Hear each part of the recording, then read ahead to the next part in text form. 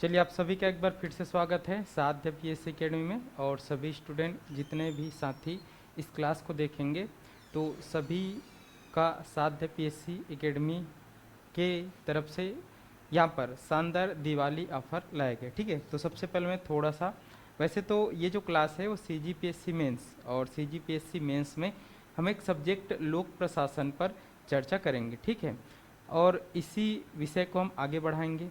लेकिन उससे पहले, चूँकि ये वीडियो आपको अभी दिवाली के पहले प्राप्त हो रहा है और इस समय हमारे साध्य पीएससी एकेडमी के द्वारा आपके तैयारी को बेहतरीन बनाने के लिए दिवाली ऑफर लाए गए।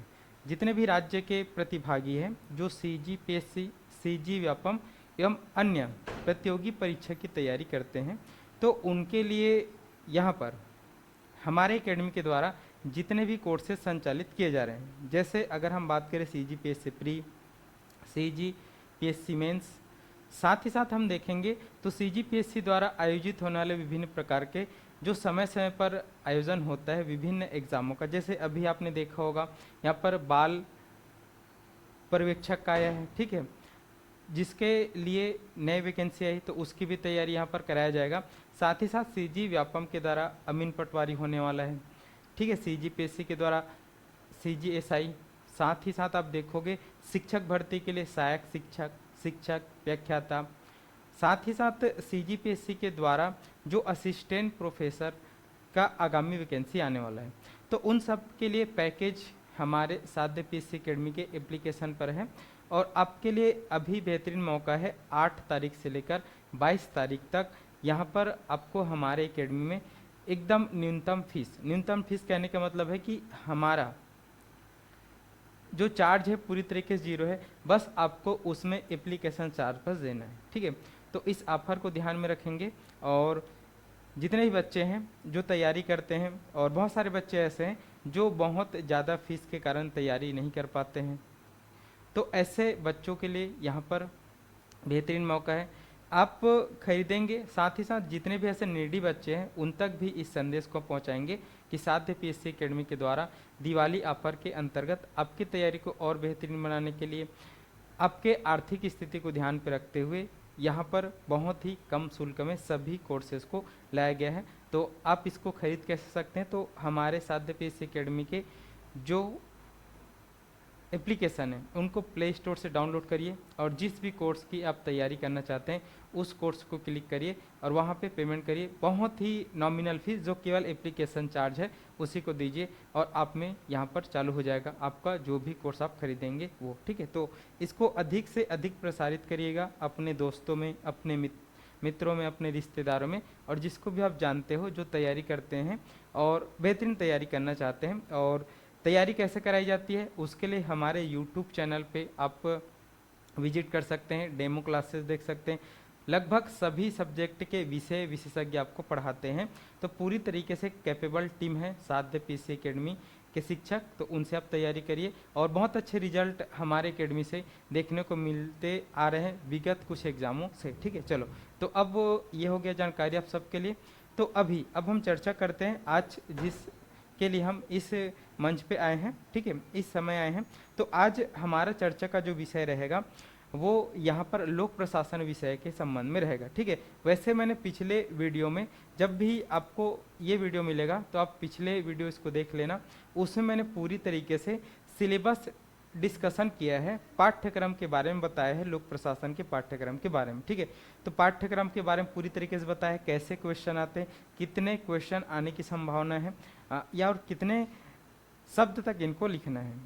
ठीक है, ये पूरी तरीके से मैंने चर्चा कर दिया है इससे पहले एक वीडियो में। तो जब भी आपको ये वीडियो दिखे और इससे पहले आप पहला वीडियो को नहीं देख रहे तो उस वीडियो को पहले देखेंगे फिर इस वीडियो में आएंगे। तो आज हम चर्चा करेंगे लोक प्रशासन सब्जेक्ट के बारे में और थोड़ा बहुत जानने की कोशिश करेंगे कि लोक प्रशासन का मतलब होता क्या है, कैसे इसको हमको पढ़ना है और इसके लिए हमको कैसे थोड़ा सा माइंडसेट तैयार करना है, इनके बारे में हम जानेंगे। ठीक है, देखो एक थोड़ा सा परिचय मैं दे दूंगा कि जो प्रश्न पत्र 3 है जिसको हम सामान्य अध्ययन 1 बोलते हैं, तो इसी के अंतर्गत 3 पाठ होते हैं। एक कौन से भारत के इतिहास जो 75 अंक का आएगा, दूसरा पाठ है संविधान एवं लोक प्रशासन जो 50 अंक का आएगा, और तीसरा जो है छत्तीसगढ़ के इतिहास जो 75 नंबर का आएगा। और पेपर जो होता है एक पेपर 200 अंकों का होता है, ये चीज़ आपको ध्यान रखना है। 3 सेक्शन यहाँ पे होते हैं, ठीक है। चलो अब हम आगे बढ़ेंगे, और आगे जब हम बढ़ेंगे तो यहाँ पर ये सब चीज़ें मैं डिस्कशन कर चुका हूँ पिछले वीडियो में, तो आप उसको पहले देखेंगे। साथ ही साथ पिछले वीडियो में मैंने कुछ क्वेश्चन जो विगत वर्षों में आए हैं लोक प्रशासन से, कुछ क्वेश्चन ना, सभी क्वेश्चन नहीं, आपके समझ के लिए मैंने बताया था, थोड़ा सा आपको समझ आ जाए इस परिप्रेक्ष्य से मैंने इसको बता दिया था। चलो आगे बढ़ते हैं। आज हम चर्चा करेंगे लोक प्रशासन के बारे में और थोड़ा सा जानने की कोशिश करेंगे। चलो लोक प्रशासन को पढ़ने से पहले थोड़ा सा हम प्रशासन को पढ़ें, ठीक है। जैसे लोक प्रशासन में लोक शब्द लग जाता है, लेकिन उससे पहले वो प्रशासन है, तो पहले हम जानने की कोशिश करें प्रशासन, एडमिनिस्ट्रेशन का मतलब होता क्या है, एडमिनिस्ट्रेशन किसको हम बोलेंगे, तब हम समझेंगे लोक प्रशासन को, ठीक है।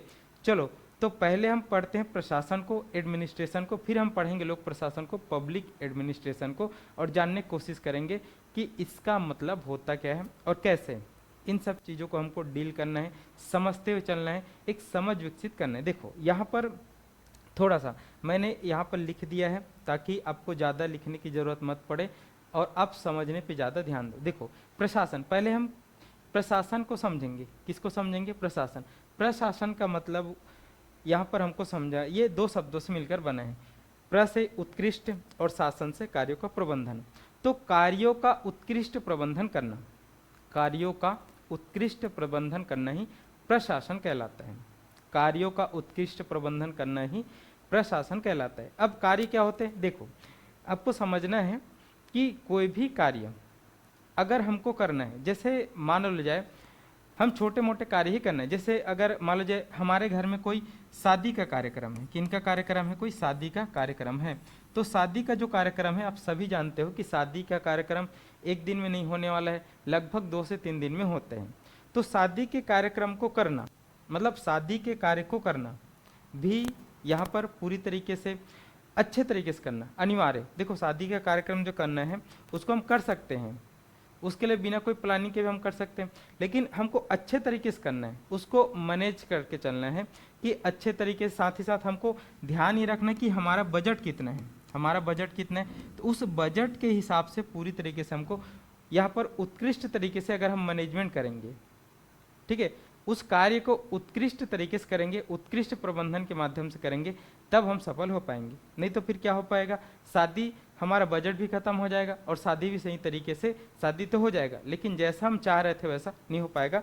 तो हमको समझना है कि जो कार्य है, कार्यों का उत्कृष्ट तरीके से प्रबंधन करना, मैनेज करना ही प्रशासन कहलाता है। अब जो प्रशासन होता है उसमें हम समझने का प्रयास करेंगे।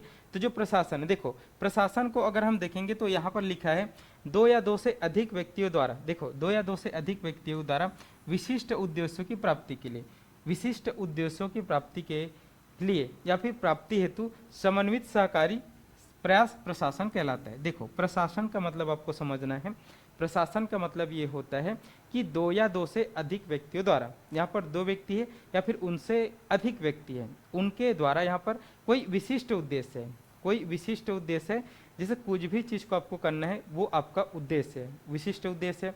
और उसी उद्देश्य की प्राप्ति के लिए, उस विशिष्ट उद्देश्य की प्राप्ति होती समन्वित सहकारी प्रयास करना। कैसे करना? समन्वित सहकारी प्रयास मतलब सम्मिलित रूप से प्रयास करना। मैंने बताया ना कि कितने व्यक्ति हैं, 2 या 2 से अधिक व्यक्ति हैं। तो अगर 2 या 2 से अधिक व्यक्ति, तो सभी लोग मिलकर कार्य करेंगे, सभी लोग कार्यों को बांटकर कार्य करेंगे और सम्मिलित प्रयास करेंगे, तब हम क्या होंगे? सफल होंगे। किस में सफल होंगे? उस विशिष्ट उद्देश्य को प्राप्त करने में हम सफल होंगे।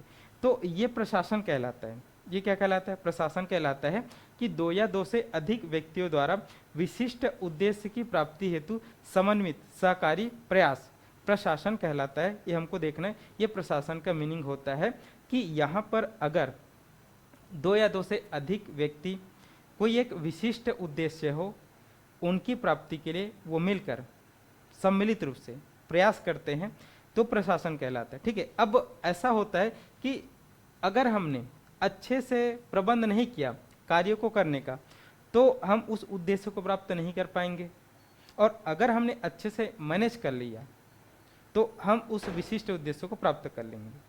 ये हमको देखना है। तो उत्कृष्ट प्रबंधन करना, उस कार्य जो हमारा विशिष्ट उद्देश्य है उसको प्राप्त करने के लिए उत्कृष्ट प्रबंधन करना ही हम देखेंगे तो प्रशासन कहलाता है। ये हमको समझना है, आगे इसी को बताया गया। देखो, प्रत्येक प्रशासन का एक विशिष्ट उद्देश्य होता है, ठीक है। कोई भी प्रशासन जो होता है उसका एक विशिष्ट उद्देश्य होता है, जिसकी प्राप्ति के लिए वहाँ प्रयासरत होता है, जिसके लिए प्रशासन के प्रत्येक स्तर के मध्य कार्यरत कार्मिकों के मध्य समन्वय होना जरूरी है, ठीक है। ये हमको देखना है। अब ये क्या समझा रहे हैं इसको हमको देखना है।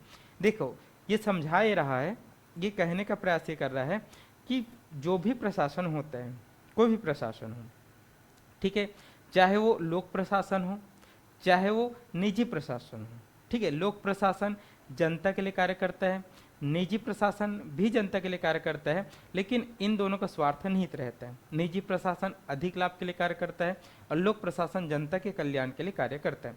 तो प्रत्येक प्रशासन का एक विशिष्ट उद्देश्य होता है।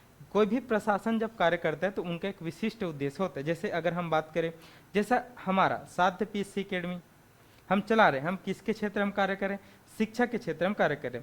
तो हमारे साध्य पीएससी एकेडमी जो प्रशासन है यहाँ का, इनका अगर हम देखेंगे, एक मिनट,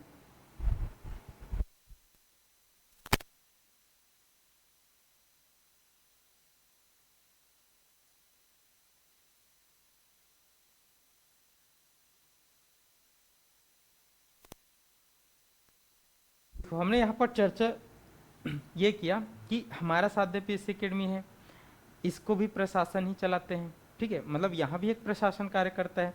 तो इनका कुछ विशिष्ट उद्देश्य क्या है? अगर हम देखेंगे तो हमारे एकेडमी का विशिष्ट उद्देश्य ये है कि हमको शिक्षा को छत्तीसगढ़ के जितने भी हमारे प्रतिभागी लोग हैं उनको सुगम रूप से पहुंचाना, सरल रूप से पहुंचाना, साथ ही साथ उनका जो प्रयास है सरकारी नौकरी का उनको ईजी करना, उनके लक्ष्य को भेदने में ईजी करना, ये हमारा उद्देश्य है, ठीक है।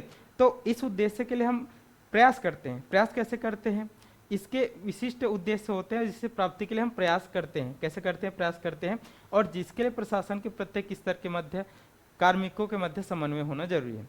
तो आप देखोगे कि हमारे साध्य पीएससी एकेडमी में भी कार्मिक हैं, कार्य करने वाले लोग हैं।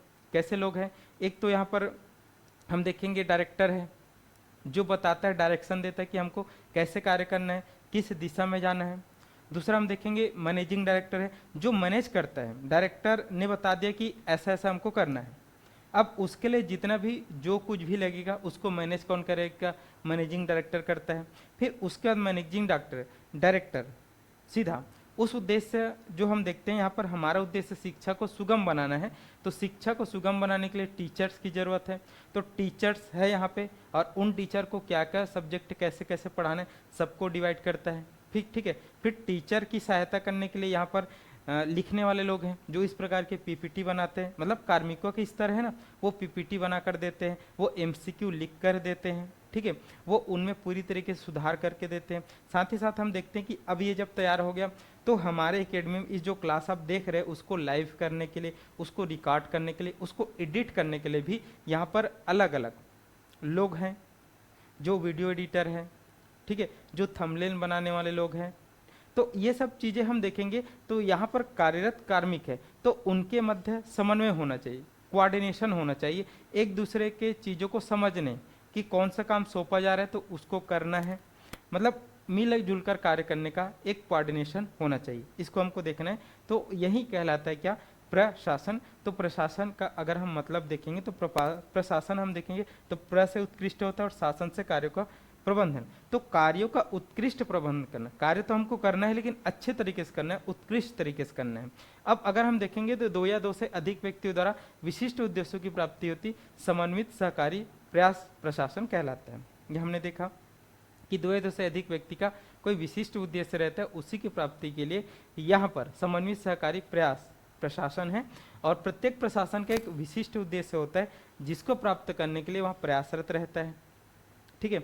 और इसके लिए चाहिए कि प्रशासन के प्रत्येक स्तर पर जितने भी कार्मिक है वो यहाँ पर उनके मध्य समन्वय होना चाहिए, तभी जाकर हम उस कार्य को उत्कृष्ट तरीके से कर सकते हैं। ठीक है, जैसे साध्य पेश अकेडमी इस तरीके से समन्वय बनाकर रखती है, तब कार्य हो पाता है। कोई भी प्रशासन की हम बात करें, ठीक है, तो इस प्रकार से अगर समन्वय नहीं होगा, जैसे पुलिस प्रशासन की बात करें, ठीक है, पुलिस प्रशासन में भी आप देखोगे जो एक आरक्षक कांस्टेबल से लेकर जो एसपी होता है वहां तक एक समन्वय कोऑर्डिनेशन होना चाहिए। अगर नहीं हो पाएगा तो फिर चीजें नहीं हो पाएगी, ये हमको समझना है।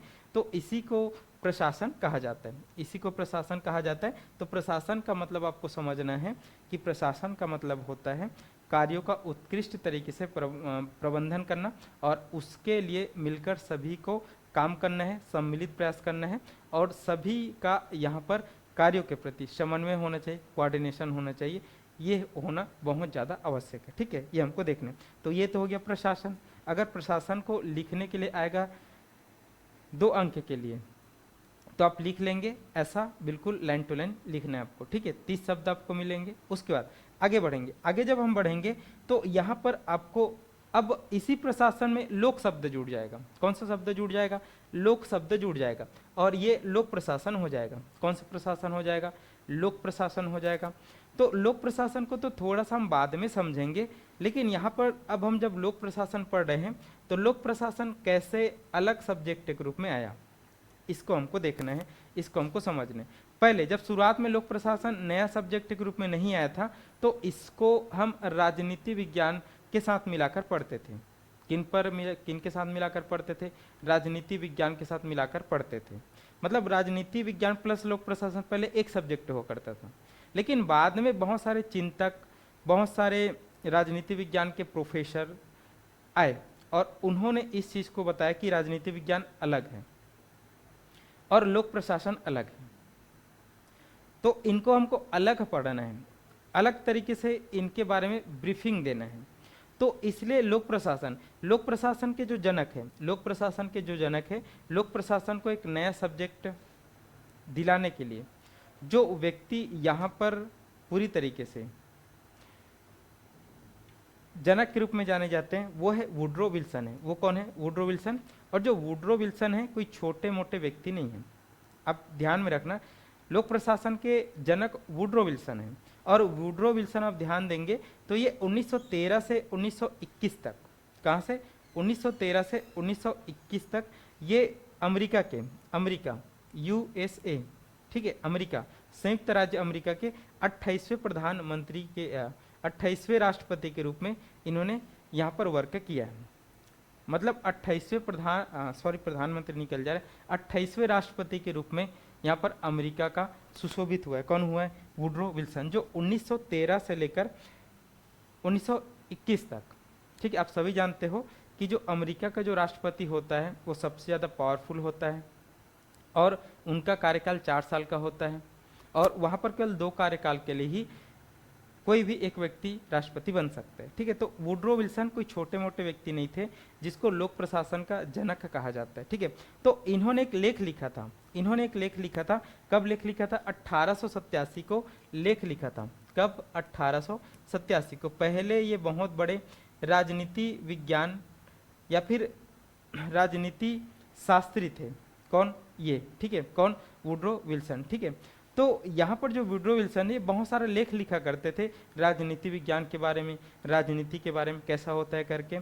तो इसी के बारे में 1887 में इन्होंने एक लेख लिखा। लेख का नाम है द स्टडी ऑफ एडमिनिस्ट्रेशन। लेख का नाम क्या है? The study of the administration. एक निबंध लिखा, ठीक है, एक निबंध लिखा, और इसी से पूरी तरीके से लोग सहमत हुए कि लोक प्रशासन को हमको और ज़्यादा विकसित तरीके से आगे करना है, इसका विकास करना है, इसको एक अलग सब्जेक्ट के रूप में देखना है। इसलिए जो लोक प्रशासन के जो जनक है वो वुड्रो विल्सन है, और वुड्रो विल्सन आगे चलकर यहाँ पर अमेरिका के राष्ट्रपति बनेंगे। कब से कब तक? 1913 से 1921 तक 28वें राष्ट्रपति के रूप में बनेंगे। और इनका लेख 1883 में आया था, द स्टडी ऑफ एडमिनिस्ट्रेशन, जिसको पूरी तरीके से यहाँ पर लोक प्रशासन के जनक के रूप में देखा जाता है वुड्रो विल्सन को। और आगे चलकर ये बहुत बड़े राजनीति शास्त्र के जानने वाले थे, इसलिए इनको अमेरिका का राष्ट्रपति बनने का भी मौका मिला। ये हमको देखना है। ठीक है, तो लोक प्रशासन के जनक आपको याद होने चाहिए।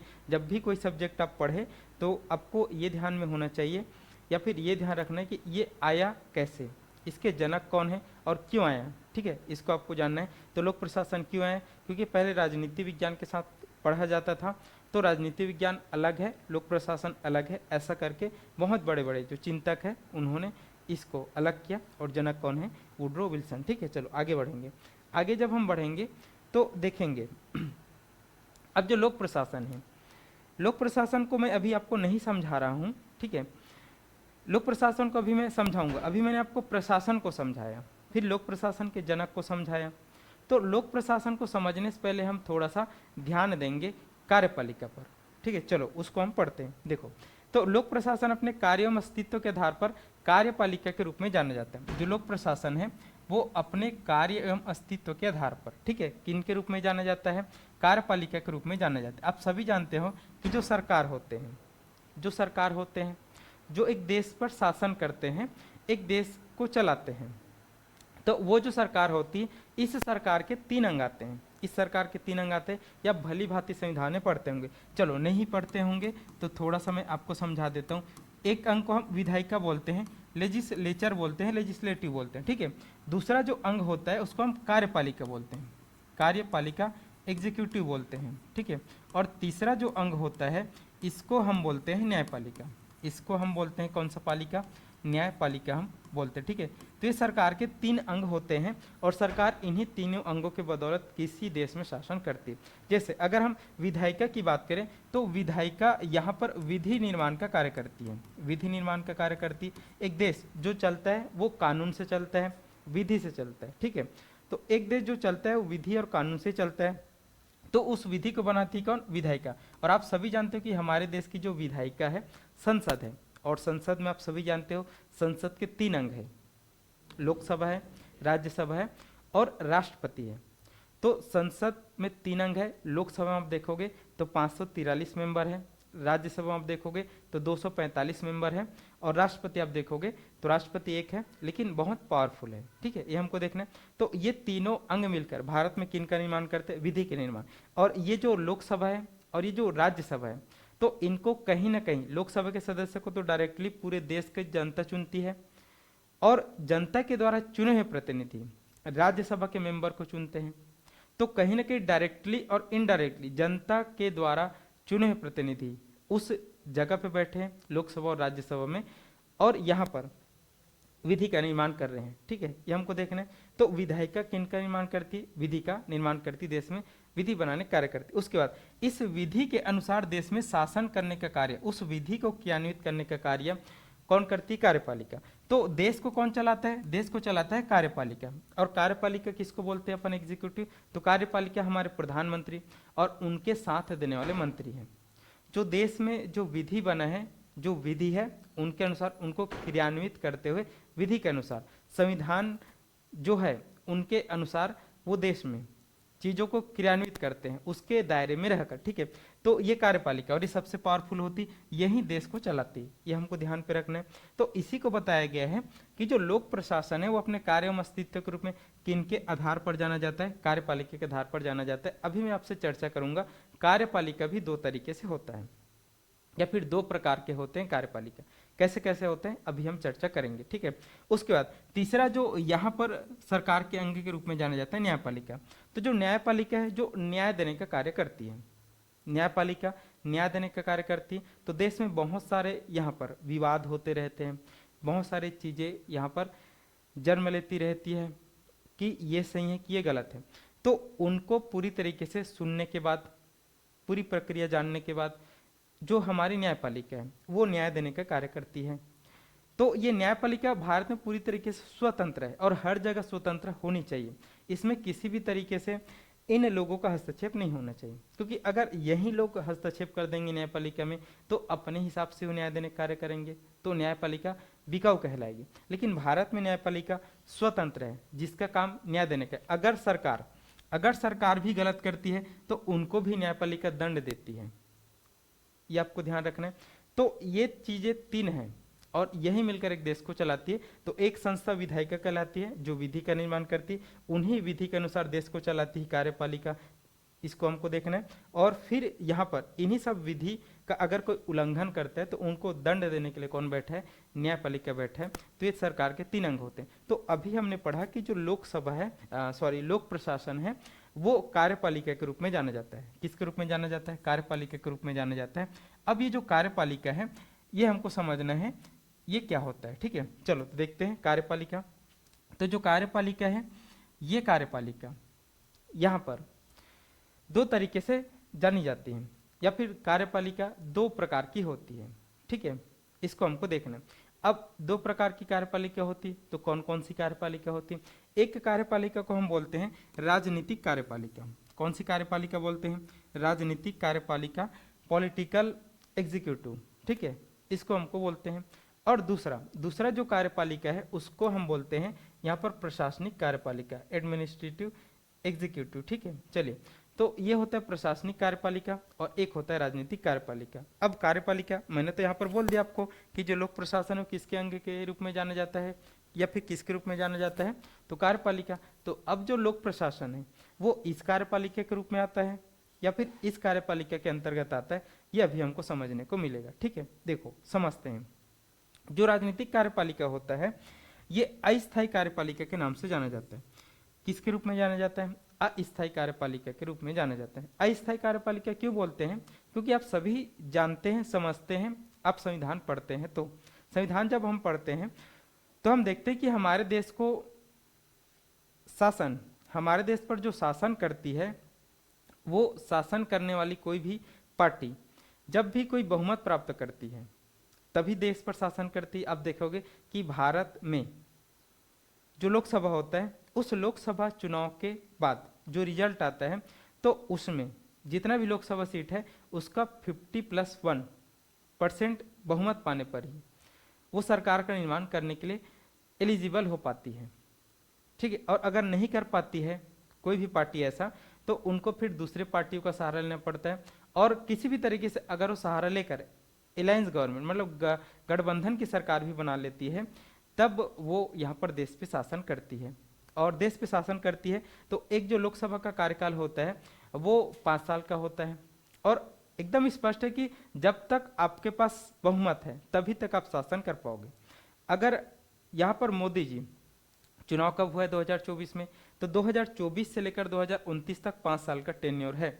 और आप सभी जानते हो कि इस समय जो भाजपा की गवर्नमेंट है वो गठबंधन के साथ सरकार बनाई है। भाजपा जिसको हम बीजेपी के नाम से जानते हैं, भारतीय जनता पार्टी, उसके बाद स्पष्ट बहुमत नहीं है सरकार बनाने के। उसके पास 240 सीट है, जबकि आप देखोगे कि लोकसभा में कितने हैं, यहाँ पर 543 है। अब इसका आधा करोगे प्लस 1 करोगे तो यहाँ पर हम देखेंगे तो लगभग हमको 271 सीट चाहिए रहे। कितना, 271। तो बीजेपी के पास वर्तमान में कितना है, 240। तो इन्होंने कुछ कुछ पार्टियों से सहयोग लिया है, तब जाकर ये आंकड़ा कितना गया है, यहाँ पर 273 से ऊपर गया है, तब जाकर वो सरकार का निर्माण कर रही। लेकिन अगर वो जो जिन्होंने साथ दिया है वो अगर साथ देना छोड़ दे, अपना सहयोग वापस ले ले, तो फिर अल्पमत में आ जाएगी। और जब अल्पमत में आ जाएगी तो फिर इनकी सरकार गिर जाएगी। तो स्पष्ट है कि भारत में जो सरकारें बनी रहेगी वो बहुमत रहने तक बनी रहेगी। और अगर बहुमत है तो एक टेन्योर कितने साल का रहता है, 5 साल का रहता है। अगर आपका 5 साल खत्म हो जाता है और आपके पास बहुमत है फिर भी अब चुनाव होंगे। तो भारत में चुनाव प्रत्येक 5 साल में होता है, अगर स्पष्ट बहुमत रहने के साथ साथ चीज़ें सही से होती है तो। और अगर नहीं हो पाता है, स्पष्ट बहुमत नहीं हो पाता है, कोई भी पार्टी सरकार नहीं बनाती है, तो फिर से चुनाव यहाँ पर 2 साल 3 साल 2.5 साल में भी हो जाएगा, ये हमको देखने। तो ये अस्थायी कार्यपालिका के नाम से जाना जाता है, राजनीतिक कार्यपालिका। क्यों अस्थायी कार्यपालिका, क्योंकि ये यहाँ पर बहुमत रहने तक ही रहती है। और बहुमत भी रहे तो हर 5 साल में ये क्या हो जाती है, हर 5 साल में चेंज हो जाती है, या फिर चेंज नहीं हो जाती तब भी इनको अपना बहुमत सिद्ध करना पड़ता है। जैसे आप देखोगे कि अभी भारत में जो बीजेपी की गवर्नमेंट है वो कब से है, वो 2014 से है। 2014 में ये जीते, तो 2014 से आप देखोगे तो इनका टेन्योर 5 साल 2019 तक था। 2019 में भी बीजेपी जीती और इनका कार्यकाल कब तक था, 2024, ठीक है। अब 2024 में भी ये जीत गए तो इनका कार्यकाल कितने साल तक है, यहाँ पर 2019, तो 55 साल तक रहता है। तो देखो ये अस्थायी है। अब ये गारंटी नहीं है ना भाई कि 2014 में जीते तो 2019 में भी जीतना था, जीत गया वो अलग बात है, ठीक है, कार्यकाल अच्छा रहा। उसके बाद 2024 फिर हुआ तो उसमें भी जीत गए, हार भी तो सकते थे। तो ये कैसा, ये राजनीतिक कार्यपालिका अस्थायी है, ये चेंज होते रहता है, ये बदलते रहता है, ठीक है, ये हमको देखना है। और इनको हम सरकार बोलते हैं, इनको हम क्या बोलते हैं, सरकार बोलते हैं। तो जो कार्यपालिका होती है वो दो टाइप की होती है, राजनीतिक कार्यपालिका जो अस्थायी होती है, टेम्पररी होती है, ये हमको देखना है। और इसको हम सरकार के नाम से जानते हैं। तो सरकार कैसी होती है, टेम्पररी होती है, हर 5 साल में उनको अपना बहुमत सिद्ध करना पड़ता है। अगर आपको बने रहना है तो, और बहुमत सिद्ध नहीं कर पाए तो कोई दूसरा फिर बहुमत सिद्ध करके अपनी सरकार बना ले जाएगा, ठीक है। तो 2029 में अगर हो सकता है बीजेपी हार गई तो फिर वो चली जाएगी, उसके जगह पे जो जीतेगा वो आ जाएगी। तो ये कैसी कार्यपालिका है, ये राजनीतिक कार्यपालिका है। तो ये सरकार है और लोक प्रशासन इसके अंतर्गत नहीं आता है, लोक प्रशासन इसके अंतर्गत नहीं आता है। तो लोक प्रशासन किसके अंतर्गत आता है, लोक प्रशासन यहाँ पर प्रशासनिक कार्यपालिका के अंतर्गत आता है, ठीक है। अब थोड़ा सा समझते हैं प्रशासनिक कार्यपालिका। तो इसको हमने अस्थायी बोला, टेम्पररी बोला। तो इसके विपरीत ये स्थायी होगा, ये परमानेंट होगा, ये परमानेंट कार्यपालिका के रूप में जाना जाता है, ये परमानेंट कार्यपालिका के रूप में जाना जाता है, ये स्थायी कार्यपालिका के रूप में जाना जाता है, ठीक है। इसको हमको समझना है। अब ये अधिकारी तंत्र के लोग आते हैं, कौन से तंत्र के लोग आते हैं, अधिकारी तंत्र से जो जनता से प्रत्यक्ष जुड़ा रहता है, ये अधिकारी तंत्र। तो लोक प्रशासन में हम देखेंगे तो जो अधिकारी लोग हैं, अधिकारी कहने का मतलब केवल अधिकारी नहीं, उसके नीचे भी जितने भी लोग कार्य करते हैं। जैसे अगर हम छत्तीसगढ़ सरकार को देखें, किसको देखें, छत्तीसगढ़, तो छत्तीसगढ़ को हम देखेंगे तो एक तो हो गया कौन सा, राजनीतिक कार्यपालिका। तो राजनीतिक कार्यपालिका की अगर हम बात करें तो आज आप छत्तीसगढ़ में किसकी सरकार को देखते हो, सीएम के रूप में विष्णुदेव साय हैं, मतलब वो भी भाजपा के हैं। और भाजपा के जितने भी विधायक हैं वो यहाँ पर किसमें, शासन में है। और उस भाजपा में लगभग 13 लोग मंत्री बने हैं। तो वो क्या है, राजनीतिक कार्यपालिका। लेकिन अगर हम प्रशासनिक कार्यपालिका देखेंगे तो इस छत्तीसगढ़ में जितने भी कलेक्टर हैं, जितने भी संभागायुक्त हैं, जितने भी मुख्य सचिव है, अन्य सचिव है, जितने भी हम देखेंगे उस कलेक्टर के नीचे कार्य करने वाले SDM, deputy collector, joint collector, तहसीलदार, आरआई, पटवारी, शिक्षक, जितने भी लोग हैं जो प्रशासन में भागीदारी, जो सहायक ग्रेड 3 से लेकर, जो क्लर्क से लेकर पूरी तरीके से शासन प्रशासन में कार्य करते हैं, वो अधिकारी तंत्र पूरी तरीके से किस में आते हैं, लोक प्रशासन के अंतर्गत आते हैं। जो सीधा सीधा किससे जुड़ा रहता है, डायरेक्ट जनता से जुड़ा रहता है, ठीक है। जैसे आप काम कराने जाते हैं अपने खेत से संबंधित, तब पटवारी के पास जाओगे तो पटवारी भी तो लोक सेवक है, लोक प्रशासन के अंतर्गत आता है। पटवारी से ऊपर आप जाओगे तो आरआई है, राजस्व इंस्पेक्टर, ठीक है। उसके ऊपर जाओगे तो नायब तहसीलदार है, उसके ऊपर जाओगे तो तहसीलदार है, उसके ऊपर जाओगे तो यहाँ पर एसडीएम है, फिर ज्वाइंट कलेक्टर, फिर कलेक्टर, फिर संभागायुक्त, फिर मुख्य सचिव, ऐसा करके जुड़ा हुआ है ना। तो ये पूरी तरीके से अधिकारी तंत्र से जुड़ा हुआ रहता है, प्रत्यक्ष, डायरेक्ट, ठीक है। जो जनता से क्या होता है, जुड़ा रहता है, जनता से सीधा ये संवाद करता है, ठीक है। तो ये स्थायी है और आपने कभी भी नहीं देखा होगा कि ये चेंज होते हैं। अब चेंज होता कैसे है, इनका अगर कार्यकाल पूरा हो जाए, इनका अगर ट्रांसफर हो जाए तब ये चेंज होता है। लेकिन उनके जगह पर कोई ना कोई तो आता है ना भाई। जैसे आप देखोगे कि अगर रायपुर का कलेक्टर अभी कोई है तो उनको मान लीजिए सरकार चेंज कर दी तो उनका पद थोड़ी खाली होता है, उनके जगह पे कोई तुरंत आता है, ठीक है। तो इस तरीके से अगर रायपुर कलेक्टर रिटायर हो गया तो उनके जगह पर तुरंत कोई दूसरा कलेक्टर नियुक्त किया जाता है। पटवारी अगर रिटायर हो गया, पटवारी का ट्रांसफर हो गया तो कोई ना कोई तो आता है। तो ये हमेशा रहता है, ये हमेशा रहता है, ठीक है। इसीलिए इसको हम बोलते हैं स्थायी कार्यपालिका के नाम से जाना जाता है। और प्रशासनिक कार्यपालिका का अध्ययन हम किसके अंतर्गत करते हैं, लोक प्रशासन के अंतर्गत करते हैं। तो लोक प्रशासन कौन से कार्यपालिका के अंतर्गत आता है, तो लोक प्रशासन यहाँ पर प्रशासनिक कार्यपालिका, जिसको हम स्थायी कार्यपालिका के नाम से जानते हैं, ये हमको देखना है। तो जब भी आप लोक सेवक कहलाएंगे तो स्थायी, जैसे आप एक बार डिप्टी कलेक्टर बन गए, एक बार आप डीएसपी बन गए, ठीक है। तो जब तक 62 साल आपका पूरा नहीं हो जाता, आप स्वस्थ हैं, आपका रिकॉर्ड अच्छा है, आप पर किसी प्रकार के आरोप नहीं लगे हैं, तो आप 62 साल तक कार्य करेंगे, आपको कोई हटा नहीं सकता। कैसे हटा नहीं सकता, मैंने बोला कि जब आप स्वस्थ हैं, काम करने के लिए पूरी तरीके से लायक है, आप पर कोई चार्ज नहीं लगा है, न तो किसी भी तरीके से आपको हटाने टाइप का, तो आप 62 साल तक रहेंगे। तो ये स्थायी। जबकि इनका कैसे है, हर 5 साल में, या फिर अब बहुमत आपकी हो जाती है तो 2-2.5 साल में भी चुनाव हो सकता है। तो ये पूरी तरीके से अस्थायी है, टेम्पररी। और ये पूरी तरीके से कैसा है, स्थायी। तो देश को कौन चलाते हैं, ये चलाते हैं। देश को कौन चलाता है अगर हम देखेंगे, ये चलाते हैं। कई बार आप देखोगे ये नहीं भी रहते हैं, जैसे आप चुनाव के टाइम देखोगे आचार संहिता लग जाता है। आचार संहिता लगता है कि नहीं लगता है, 3 महीने के लिए लग जाता है लगभग। तो जब 3 महीने के लिए लोग नहीं रहते तो देश को कौन चलाता है, यही तो चलाता है ना भाई, स्थायी कार्यपालिका जिसको बोलते हैं। तो ये लोक प्रशासन के अंतर्गत आता है, जो सीधा किससे जुड़ा रहता है, जनता से जुड़ा रहता है, जनता से यहाँ पर ये बात करता है। चलो, तो ये है यहाँ पर लोक प्रशासन का हमने पढ़ा। लोक प्रशासन अपने कार्य एवं अस्तित्व के आधार पर कार्यपालिका के रूप में जाना जाता है। और जो कार्यपालिका सामान्यतः कितने रूप में होते हैं, 2 रूप में होते हैं। जिसको कार्यपालिका, एक राजनीतिक कार्यपालिका जो अस्थायी होती है, जो टेम्पररी होती है, जिसको सरकार के रूप में हम जानते हैं, जो बदलती रहती है। और एक प्रशासनिक कार्यपालिका जो अस्थायी कार्यपालिका के नाम से जाना जाता है, जो अधिकारी तंत्र से जुड़ा होता है, जो प्रत्यक्ष रहता है जनता से। और प्रशासनिक कार्यपालिका का अध्ययन ही हम लोक प्रशासन के अंतर्गत करते हैं। ये हमको देखना है, ये हमको समझना है। और इसका हम राजनीति विज्ञान के अंतर्गत करते हैं, राजनीतिक कार्यपालिका का अध्ययन। ठीक है, ये हमको समझना है, ये हमको देखना है। ठीक है, चलो, तो यहाँ तक हमने देखा। और जितने भी बच्चे मेरे इस वीडियो को देखेंगे, तो अगर कोई भी आपको समझ नहीं आएगा कोई भी चीज़ें, तो उस वीडियो के नीचे कमेंट बॉक्स रहेगा, तो उस कमेंट बॉक्स में आप यहाँ पर कमेंट छोड़ेंगे, कहाँ पर आपको डाउट है, क्या चीज़ आपको समझ नहीं आ रहा है और क्या चीज़ आपको दिक्कत कर रहा है। तो उस कमेंट को पढ़कर हम आपकी जो भी दिक्कतें हैं उसको सॉल्व करने की कोशिश करेंगे।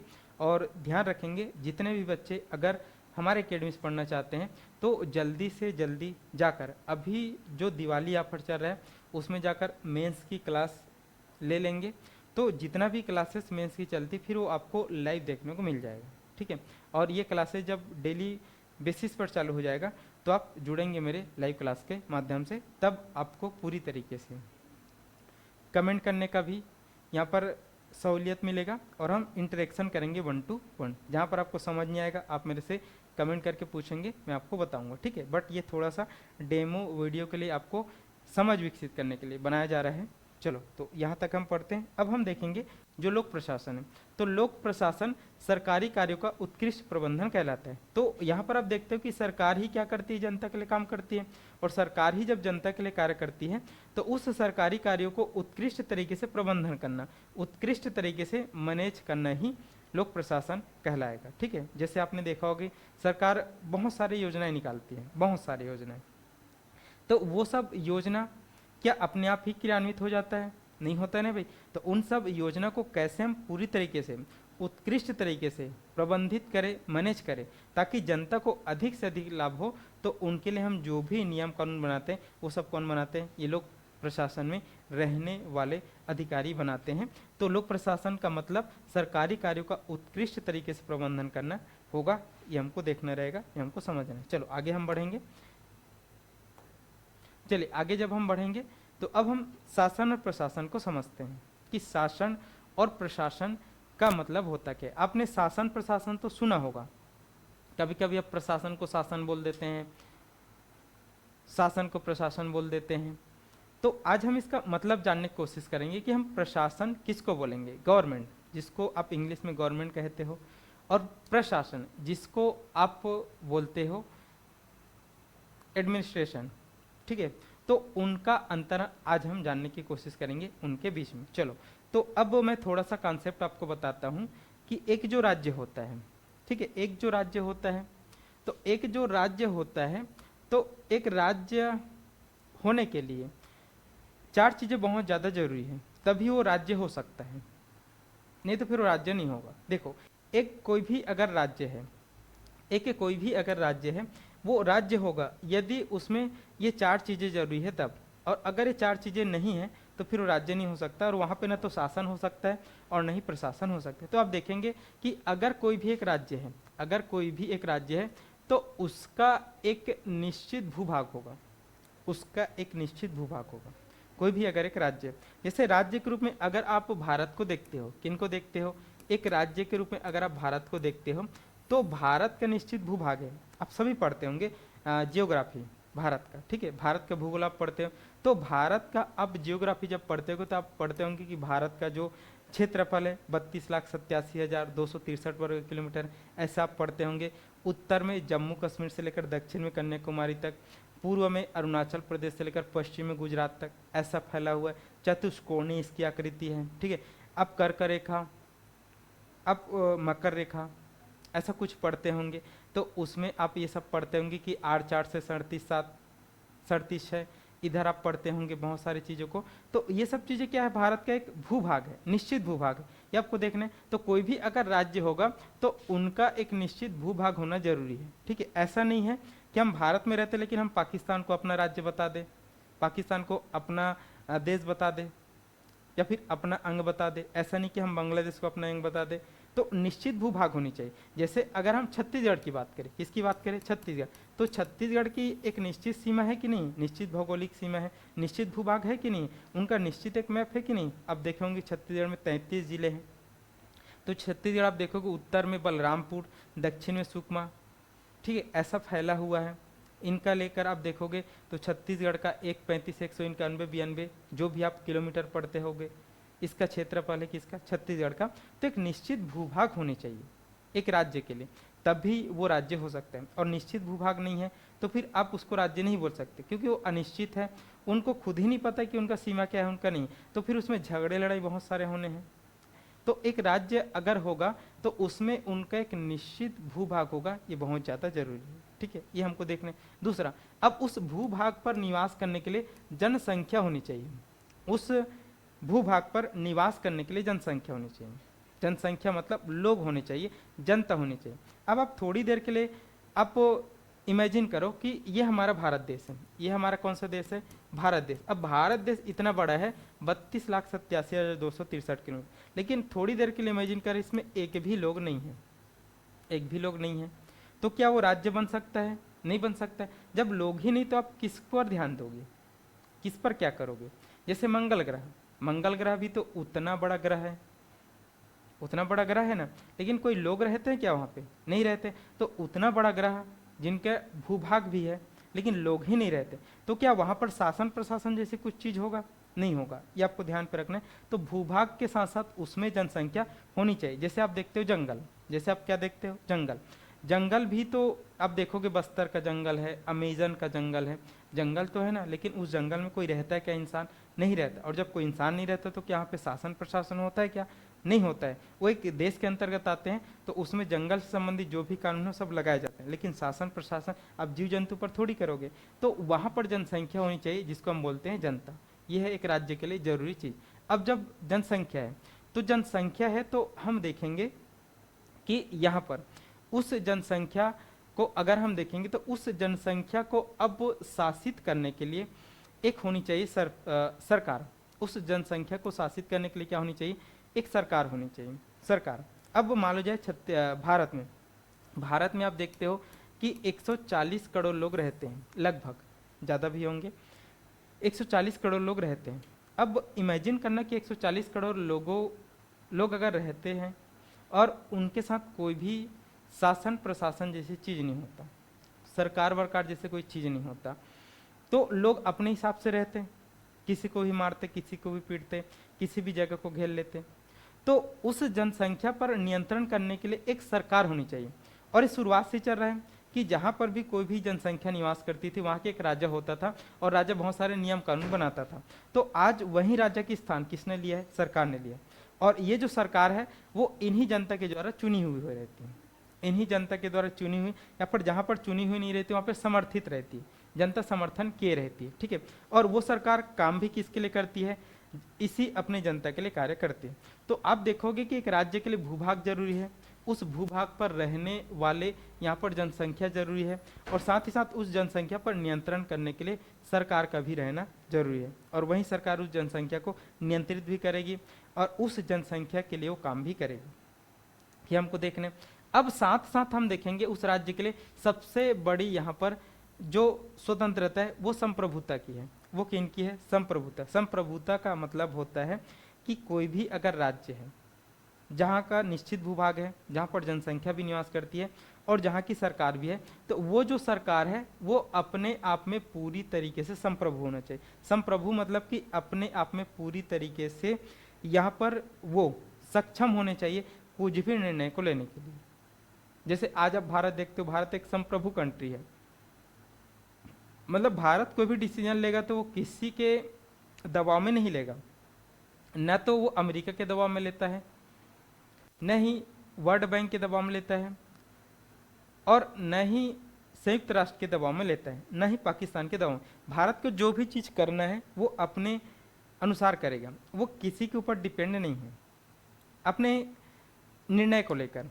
तो ये बहुत ज़्यादा जरूरी, और अगर यही संप्रभुता नहीं रहेगा तो वो गुलाम कहलाएगा। जैसे हम गुलाम थे ना भाई 1947 तक, हमारे देश पर शासन किसने किया? अंग्रेजों ने किया। तो अंग्रेज यहाँ पर हमारे यहाँ पे शासन किए, तो पूरी तरीके से निर्णय लेने की क्षमता किस पर थी? निर्णय लेने की शक्ति किस पर थी? अंग्रेजों पर थी। लेकिन जब हम यहाँ पर 1947 में आज़ाद हो गए तो वही संप्रभुता भारत के लोगों पे आ गई, भारत की सरकार पे आ गई। तो अब भारत में जो भी चीज़ें होता है उनके लिए भारत सरकार जो भी डिसीजन उनको लेना हो वो खुद ले सकती है। वो किसी भी तरीके से किसी भी देश पर निर्भर नहीं है, और किसी भी देश पर निर्भर होना भी नहीं चाहिए। अगर निर्भर हो गया तो फिर वो देश संप्रभु कहलाएगा ही नहीं, वो देश संप्रभुता को कहलाएगा नहीं। और एक सरकार की सबसे बड़ी यहाँ पर शक्ति है संप्रभुता। तो भारत आज एक संप्रभु कंट्री है, और ये एक राज्य के लिए होनी चाहिए। तो एक राज्य आप देखोगे तो राज्य में भूभाग होनी चाहिए, जनसंख्या होनी चाहिए, सरकार होनी चाहिए, और सरकार का संप्रभु होना चाहिए। तभी एक राज्य पूरी तरीके से राज्य बन पाता है, और अपना फ्रीडम तरीके से, स्वतंत्र तरीके से वो शासन प्रशासन पर ध्यान दे सकते हैं। तो एक राज्य के लिए ये सब जरूरी, ठीक है। अगर आपसे क्वेश्चन पूछे मेंस में कि राज्य के लिए कौन कौन से आवश्यक तत्व जरूरी है कि वो राज्य कहला सकता है, तो आपको इन 4 चीज़ों को लिखकर डिस्क्राइब कर देना है, तभी हमको देखना है, ठीक है। अब देखो, अब किसी भी राज्य पर जो भी सरकार बनेगी, जो भी क्या करेगी, सरकार बनेगी, तो उस राज्य पर शासन करेगी, वो उस राज्य पर शासन करेगी। और जब उस राज्य पर शासन करेगी तो शासन करेगी तो जनता के लिए नीति का निर्माण करेगी, योजना बनाएगी कि उस देश में जो भी समस्याएं हैं जनता के, जैसे भारत देश में अब देखोगे कि गरीबी की समस्या थी, अब धीरे धीरे गरीबी की समस्या दूर हो रही है, अब बेरोजगारी की समस्या उत्पन्न हो रही है, ठीक है। तो ये सब जो समस्या है उनके लिए नीति का निर्माण करना है, और वो किनका काम है? वो शासन का काम है। और उस नीति का निर्माण करके उसको पहुंचाना किस पर काम है? लोक प्रशासन का काम है। ये हमको देखना है। तो सरकार शासन करती है राज्य पे, और राज्य पे शासन करने के साथ उस राज्य की समस्याओं को लेकर वो नीति का निर्माण करती है, और उन नीति को जनता तक पहुंचाने का कार्य किनका रहता है? लोक प्रशासक का रहता है। लोक प्रशासन के अंतर्गत आने वाले जो अधिकारी है उनका रहता है। ये हमको देखना है। चलो, तो यहाँ पर अब हम शासन और प्रशासन में थोड़ा सा डिफरेंस देख लेते हैं, ताकि आप भी समझ पाए कि अब तक जो आप शासन प्रशासन सुनते आ रहे हैं उसका मीनिंग क्या होता है, उसको आपको जानना है। देखो, आपसे क्वेश्चन पूछ सकते हैं, शासन किसे कहते हैं? शासन से क्या तात्पर्य है? 2 नंबर पूछ सकते हैं। प्रशासन किसे कहते हैं? प्रशासन से क्या तात्पर्य है? तो आपके पास कंटेंट होने चाहिए कि आप लिख सको। तो चलिए पहले हम देखते हैं शासन को, फिर हम देखेंगे प्रशासन। देखो, तो शासन जिसको हम इंग्लिश में गवर्नमेंट बोलते हैं, तो शासन का संबंध सरकार से, मैंने बताया ना कि शासन का संबंध किससे? सरकार से है। तो सरकार उस राज्य पर, उस देश पर शासन करती है, तो उसका संबंध किससे है? सरकार से, ठीक है। अब शासन जनता द्वारा चुने गए प्रतिनिधियों के माध्यम से होता है, ठीक है। तो शासन जनता के द्वारा चुने प्रतिनिधियों के माध्यम से होता है। तो आज आप देखते हैं कि भारत में जो भी शासन करते हैं, जो भी पार्टी करती है, जो भी लोग करते हैं, तो उनको कौन चुनता है? उनको जनता ही चुनता है ना भाई। उनको कौन चुनता है? जनता। जैसे आपने देखा होगा कि भारत में सरकार का निर्माण, मैंने अभी अभी बताया, भारत में सरकार का निर्माण कहाँ से होता है? लोकसभा से होता है। कहाँ से होता है? लोकसभा। लोकसभा में जो भी पार्टी अपना बहुमत सिद्ध करती है वही सरकार बनाती है। तो अभी 2024 में तो उसमें सिद्ध किसने किया है? बीजेपी ने किया है। तो लोकसभा यहाँ पर किससे बनता है? सांसदों से बनता है, लोकसभा सांसद। तो जो लोकसभा सांसद है, ये लोकसभा सांसद को कौन चुने हैं? लोकसभा सांसद को डायरेक्ट हम ही लोगों ने चुना है ना भाई। डायरेक्ट किसने चुना है? जनता ने चुना है। डायरेक्ट चुने हैं ना भाई जनता ने, अपने अपने क्षेत्र के सांसदों के लिए। और वहीं फिर जाकर पूरी तरीके से किसका निर्माण किए हैं? यहाँ पर सरकार का निर्माण किए हैं। तो जनता के चुने प्रतिनिधियों के माध्यम से किसका निर्माण होता है? यहाँ पर सरकार का निर्माण होता है। तो शासन जनता द्वारा चुने प्रतिनिधियों के माध्यम से होता है, ये हमको देखना है। और वही लोग आपको देखना है।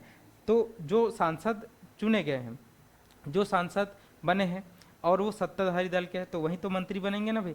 सब नहीं बनेंगे, जितना लिमिट है 15% उतने ही बनेंगे। तो वहीं यहाँ पर क्या करेंगे? शासन करेंगे। ये हमको देखना है। उसके बाद शासन सीधे संविधान से निर्देश प्राप्त करता है। देखो हमारा जो भारत देश है और कोई भी देश है, तो आजकल लगभग हर देश में संविधान है, और संविधान का मतलब होता है कि उस देश में शासन व्यवस्था कैसी होनी चाहिए, किस प्रकार से सरकार कार्य करेगी, सरकार की कौन कौन सी सीमाएं होगी, सरकार की कौन कौन सी शक्तियां होगी, जनता की कौन कौन सी शक्तियां होगी, जनता को कौन कौन से स्वतंत्रताएं होगी, जनता के पास कौन कौन से अधिकार होगा। तो इन सबका खाका रहता है संविधान में। किस पे रहता है? खाका में। किस पे रहता है संविधान में? इन सबका खाका रहता है उस देश के लिए। तो भारत देश के लिए भी संविधान है, और भारत देश का संविधान सबसे बेटर माना गया है, ठीक है, सबसे बेटर माना गया है। तो ये जो भारत देश का संविधान है, इसी संविधान के द्वारा, इसी संविधान से संबंधित रहते हुए यहाँ पर शासन करना है सरकार में। ऐसा नहीं कि अगर आप सरकार में बैठ गए, आप भारत देश पर शासन करें, तो आप कुछ भी उल जुलूल चीज़ें कर सको। ये जो संविधान है, वो संविधान आप पर नियंत्रण भी लगाएगा और आपको निर्देश भी देगा कि आप इस तरीके से शासन को करो, लेकिन किसके दायरे में रहकर? संविधान के दायरे में रहकर। संविधान में जो चीज़ें लिखी गई है उसी के अनुसार आपको करना है। तो आज आप देखते हो कि जब भी सरकार ज़्यादा तानाशाही करने की कोशिश करता है, नियम वियम को चेंज करने की कोशिश करता है, तो आप देखोगे कि संविधान के अनुसार अगर वो कर रही तो ठीक है। अगर संविधान का थोड़ा सा वो उल्लंघन करी, थोड़ा सा ऊपर जाने की कोशिश करी, तो उसके लिए सुप्रीम कोर्ट बैठा है, और सुप्रीम कोर्ट उसको तुरंत सरकार को चेतावनी देता है कि आप संविधान के अकॉर्डिंग नहीं चल रहे, संविधान का आप उल्लंघन कर रहे हो, ठीक है। तो फिर वो अपनी बातों को वापस लेती है। तो ये शासन सीधे किससे निर्देश प्राप्त करता है? संविधान से निर्देश प्राप्त करता है। ये हमको देखना है, ये हमको समझना है, ठीक है। उसके बाद अगर नेक्स्ट पॉइंट हम देखेंगे तो शासन सीधे जनता के प्रति उत्तरदायी। तो जो शासन में जो लोग रहते हैं वो किन के प्रति उत्तरदायी हैं? सीधे जनता के प्रति उत्तरदायी है, इसलिए इनको लोक सेवक या फिर जन सेवक बोलते हैं। मतलब शासन सीधे जनता के प्रति उत्तरदायी है। तो आप देखोगे जो मोदी जी हैं और भी जो मंत्री हैं, साफ साफ बोलते हैं कि ये मेरी गलती है, इसके लिए मैं उत्तरदायी हूँ। तो जनता के साथ अगर कुछ भी गलत होता है तो ये उनके प्रति सीधे उत्तरदायी होते हैं, इसलिए इनको हम बोलते हैं जन सेवक। तो आज आप भी जब भी आपको कोई भी दिक्कत होता है तो आप पहले अपने आसपास जिस विधानसभा क्षेत्र में आते हो उस विधायक के पास जाते हो कि माई बाप ऐसा कुछ हो गया है, क्योंकि आपने उनको बनाया है। आपको जब भी कुछ दिक्कत हो तो वो उस दिक्कत का यहाँ पर निराकरण करेंगे। तो ये सीधे किससे जुड़े रहते हैं? जनता के प्रति उत्तरदायी रहती है, जनता के कार्य को करने के लिए, ठीक है। और इसलिए इनको हम जनसेवक बोलते हैं। और शासन नीति निर्माण के लिए उत्तरदायी। तो देखो देश को कैसे चलाना है, किस प्रकार से चलाना है, और उसके लिए किस प्रकार के नीति का निर्माण करना है। तो नीति का निर्माण करने के लिए उत्तरदायी कौन है? सरकार है। तो आप देखोगे कि भारत में जितने भी नीतियाँ बनती है, कोई भी नई योजना आती है तो उनको सरकार ही लेकर आती है। कभी कलेक्टर को देखो कि उन्होंने कुछ नीति लाई है। हाँ, कलेक्टर लोग जो आईएएस रहते हैं वो इन नेताओं के साथ मिलकर कार्य करते हैं और यही लोग उनको सलाह देते हैं। लेकिन नीति का निर्माण के लिए जो उत्तरदायी होता है वो कौन होता है? सरकार होता है, कि कौन सी नीति आएगा, किस प्रकार के हम नीतियों का पालन करेंगे और हम कैसे लेकर जाएंगे। तो आप देखते हो कि सरकार बहुत सारी योजनाएं करती है, बहुत सारी घोषणाएं करती। जैसे आप देखो कि भारत 2047 तक विकसित भारत बनेगा, ये हमारा लक्ष्य है, ये हमारा नीति का निर्माण हम करें उस हिसाब से। तो इसके लिए कौन उत्तरदायी होती है? यहाँ पर शासन उत्तरदायी होती है। इस चीज़ को आपको समझना। देखो तो शासन का अगर हम देखेंगे तो शासन का संबंध सरकार से होता है, शासन जनता द्वारा चुने गए प्रतिनिधियों के माध्यम से होता है, शासन सीधे संविधान से निर्देश प्राप्त करता है एवं नियंत्रित भी होता है, और शासन सीधे जनता के प्रति उत्तरदायी होती है, इसलिए शासन के लोग को जनसेवक बोलते हैं। और शासन नीति निर्माण के लिए उत्तरदायी होता है। तो नीति का निर्माण ही कौन करती है? शासन करती है, ये हमको देखना है। उसके बाद अब हम जाते हैं प्रशासन की तरफ। अब हम किसकी तरफ जाएंगे? प्रशासन की तरफ जाएंगे और देखने का हम कोशिश करेंगे कि प्रशासन का मतलब होता क्या है, ठीक है। चलो इसको भी समझते हैं। तो प्रशासन का मतलब हम देखेंगे यहाँ पर क्या होगा, ठीक है। देखो प्रशासन का मतलब होगा, प्रशासन का संबंध नौकरशाही से है। किससे है? नौकरशाही है, ब्यूरोक्रेसी। अब नौकरशाही मतलब ये नहीं कि नौकर लोग हैं, ब्यूरोक्रेसी का मतलब होता है यहाँ पर जितने भी बड़े बड़े जो उच्च अधिकारी होते हैं। जैसे मैंने आपको बताया ना कि अगर हम देश में देखेंगे तो जो यहाँ पर मुख्य सचिव लोग हैं, जो एक विभाग के मुख्य सचिव लोग हैं, वो लोग बहुत ज़्यादा इम्पोर्टेंट है। जो बड़े बड़े विभाग के सचिव रहते हैं वही लोग काम को संभालते हैं। जैसे आप देखोगे कि अगर मान लीजिए शिक्षा विभाग है तो आप देश के लिए शिक्षा मंत्री जो भी देखोगे वो तो रहेंगे, वो सब चीज़ों का निर्माण करेंगे, लेकिन उसके अंदर जो यहाँ पर जो विभाग है, जो मंत्रालय है, उसमें कौन रहते हैं? यहीं ब्यूरोक्रेट्स रहते हैं, मतलब यहीं आईएएस लोग रहते हैं, ठीक है, जिसको आप सचिव के लेवल के स्तर पे जानते हैं, जिनका उठना बैठना हमेशा मंत्री के साथ होते रहते हैं कि कैसे हमको क्या करना है, क्या करना है, ठीक है। तो ये सब ब्यूरोक्रेसी आते हैं, ये नौकरशाही के संबंध में आते हैं। अब उसके अंदर और भी बहुत सारे लोग रहते हैं, ठीक है। तो एक पूरा सिस्टम जिसको हम पद सोपान बोलते हैं, ये हमको पढ़ना है, पूरा सिस्टम, क्लर्क से लेकर उस विभाग के बड़े जो सबसे बड़े मुख्य सचिव हैं वहाँ तक बहुत सारे, और उसके ऊपर कौन रहेंगे? केवल मंत्री रहेंगे, यहाँ तक उसको हम बोलते हैं नौकरशाही से, ठीक है। तो आगे हम इसको और डिक्लेयर करते जाएंगे और क्लियर करते जाएंगे, ठीक है। चलो अब उसके बाद हम देखेंगे जो प्रशासन है, प्रशासन सरकार द्वारा नियुक्त अधिकारियों द्वारा संचालित होता है। तो आप देखोगे जो प्रशासन है वो सरकार द्वारा नियुक्त अधिकारी, तो आप देखते हो कि जो आईएएस है, जो आईपीएस है, ये एक पेपर दिलाते हैं, और जितने भी लोग हैं जो क्लर्क से लेकर आईएएस तक हैं, सबकी नियुक्ति कौन करता है? सरकार करता है। सबकी नियुक्ति कौन करता है? सरकार ही करती, इन्हीं लोग के द्वारा, ठीक है। अब देखोगे कि 2024 आईएएस बैच की नियुक्ति हो गई है, सरकार ने किया है, ऐसा बोलते हो।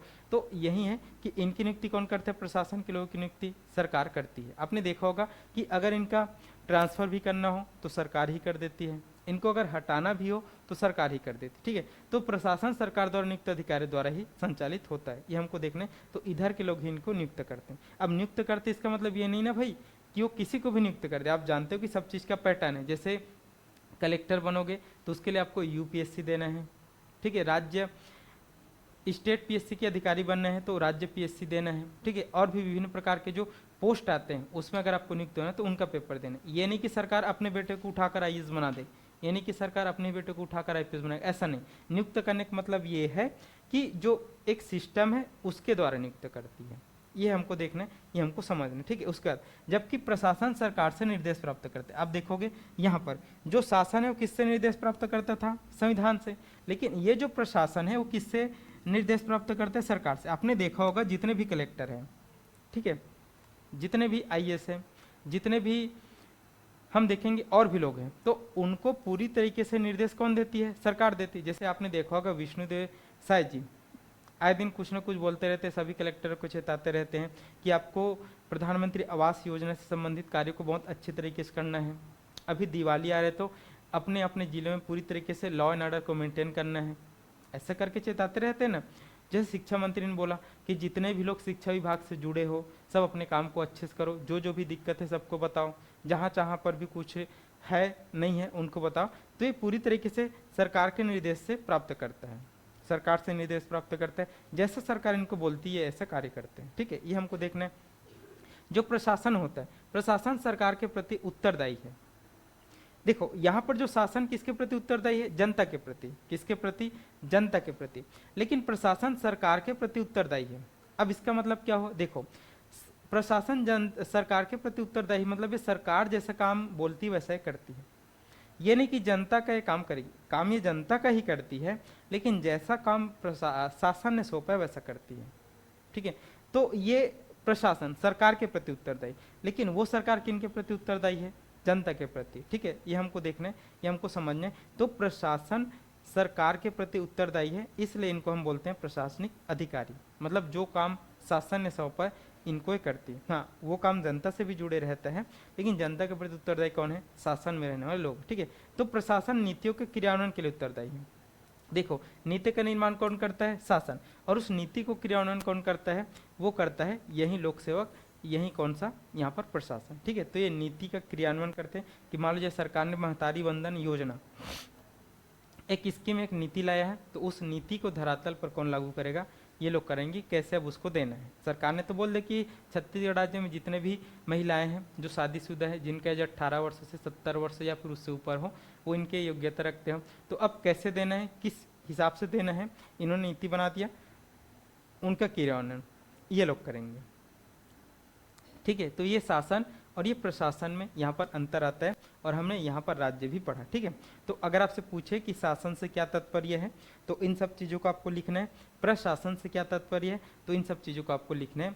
आपको अच्छे नंबर मिलेंगे, ठीक है। और वर्ड को जमाते हुए लिखेंगे। अभी हम उतना ज़्यादा राइटिंग पर ध्यान नहीं दे रहे हैं। क्यों नहीं दे रहे हैं? क्योंकि अभी क्लास हो जाने तो 4-5 क्लास, फिर आप जब लाइव क्लास में जुड़ेंगे, जितने बच्चे जुड़ेंगे, तो हर दिन आपको क्वेश्चन दिया जाएगा, प्रीवियस ईयर क्वेश्चन भी, नया क्वेश्चन भी, और आपको उसको बताया जाएगा एक मॉडल आंसर कैसे लिखना है।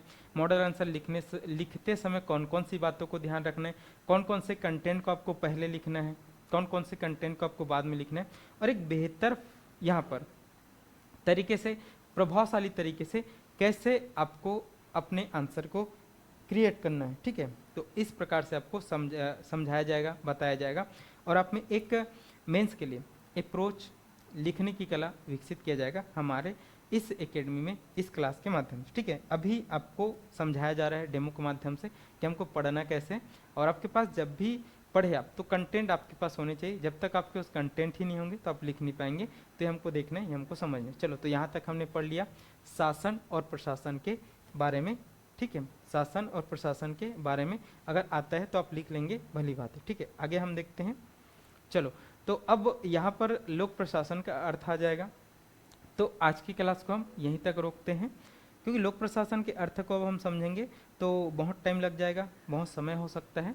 तो उसको हम फिर एक नेक्स्ट क्लास में बनाएंगे, और पूरी तरीके से लोक प्रशासन के अर्थ, प्रकृति, महत्व, इनके क्षेत्र को जानने की हम कोशिश करेंगे। वैसे आज मैंने आपको प्रशासन के बारे में पढ़ा दिया, ठीक है, राज्य के अवधारणा के बारे में पढ़ा दिया, शासन के बारे में पढ़ा दिया, प्रशासन के दोनों के अंतर को पढ़ा दिया, ये हमने देखा, ठीक है। तो ये हमको समझ विकसित करना है। अब आगे हम देखेंगे लोक प्रशासन का अर्थ और लोक प्रशासन के महत्व, इनके क्षेत्र, इनकी प्रकृति।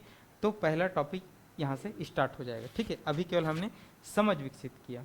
चलो, तो इतना चीज़ आपको पढ़ना है, और बने रहिएगा साध्य PSC एकेडमी के साथ, और बेहतरीन तैयारी के लिए जुड़िए। और मैं आपको एक बार फिर से बता देना चाहूँगा कि साध्य PSC एकेडमी के द्वारा दिवाली ऑफर लाया गया है, जिसमें आप केवल प्लेटफॉर्म फीस देकर कोर्स को परचेस कर सकते हो, और अपने पैसे को बचा सकते हो, साथ साथ बेहतरीन तैयारी भी आप कर सकते हो। और मेंस के जितने बच्चे हैं वो एक बार यहाँ पर आकर डेमो देखेंगे, आपको समझ आएगा, तो आप ले लेंगे कोर्स को, और बेहतरीन तैयारी आप करेंगे। साथ ही साथ सभी सब्जेक्ट की क्लासेस यहाँ पर मेंस के लिए चल रही है, और समय समय पर आपको कंटिन्यू क्लास पूरी तरीके से मिलते जाएगा, ठीक है। चलो, धन्यवाद, और जुड़े रहिए साध्य PSC एकेडमी के साथ, और आपके यार, दोस्त, मित्रगणों में बताइए इस चीज़ को, उनको समझाइए, ठीक है। चलो, धन्यवाद।